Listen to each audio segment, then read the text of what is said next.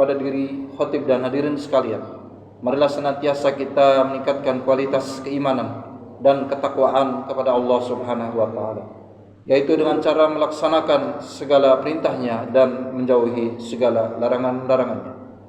Hadirin rahimakumullah, di antara yang membedakan manusia dengan makhluk lainnya adalah manusia memiliki akal dan pikiran, yang mana dengan akal itu manusia dapat membedakan mana yang baik dan mana yang tidak baik, mana yang benar dan mana yang salah.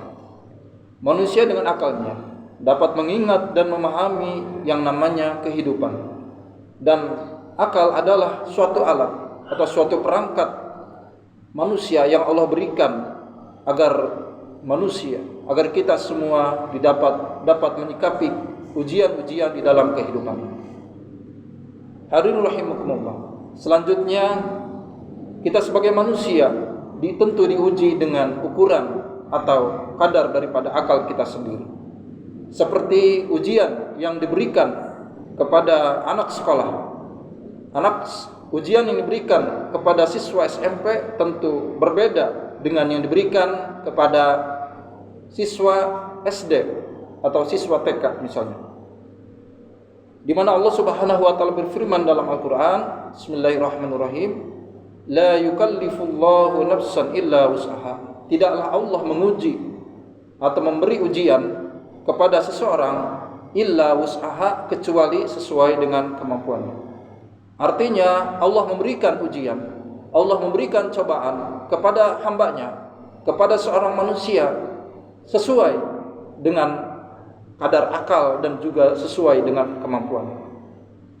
Dan hidup sebenarnya adalah merupakan rangkaian daripada ujian demi ujian. Di dalam bahasa Arab sendiri atau di dalam Al-Quran, ujian disebutkan sebagai mihnah, sebagai bala'un, dan juga sebagai musibah.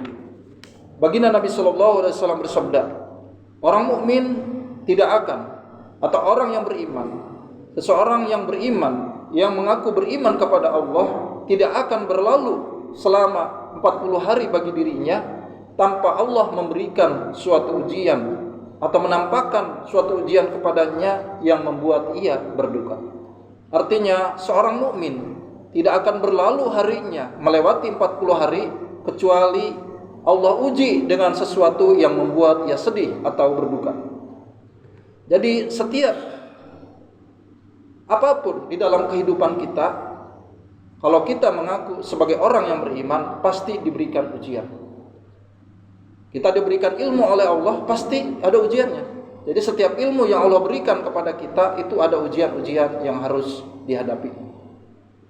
Demikian pula setiap amalan, setiap zikir yang kita lakukan itu ada ujiannya.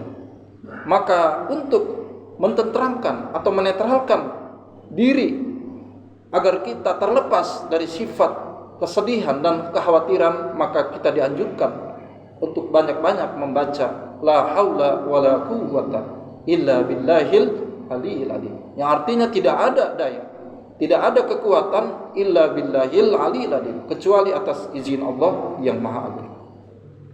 Hadirin rahimakumullah, selanjutnya nilai manusia tidak dapat atau tidak hanya dapat atau tidak dilihat ketika ia bahagia, ketika ia gembira, atau ketika ia mendapat kesenangan. Tetapi nilai seorang manusia itu dilihat ketika ia mendapatkan ujian atau cobaan. Ketika seseorang mendapatkan ujian, mendapatkan cobaan, maka nilainya akan tumbuh. Nilai kesabarannya akan tumbuh. Apakah dia sabar atau tidak di dalam menjalani kesulitan itu sendiri.